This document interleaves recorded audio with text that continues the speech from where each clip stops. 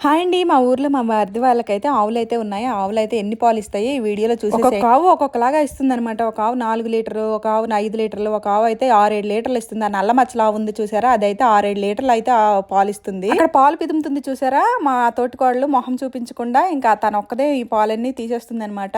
చాలా బాగా తీసేస్తుంది. ఎంత ఫాస్ట్‌గా తీసేస్తుందో. ఒక రోజు 2 రోజులు కాదండి. ఎనీ టైం వీళ్ళ దగ్గర అయితే ఆవులైతే ఉంటాయి. ప్రతిరోజు పాలైతే 2 పూటలు ఇస్తాయన్నమాట. 2 పూటలు 20, 30 లీటర్లు అయితే పాలైతే ఇస్తాయి. ఇంకో 2, 3 ఆవులు కూడా ఉన్నాయి. అవి సూలతో ఉన్నాయి.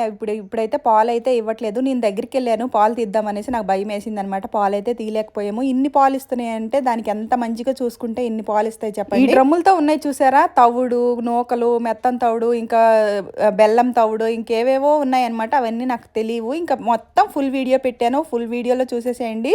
చక్కగా అన్ని చెప్పాను అనమాట. పొలాల మధ్యలో ఆవులు సాల వేసారనమాట. చాలా చక్కగా ఉంది. వీడియోకి లైక్ చేయండి. Bye bye.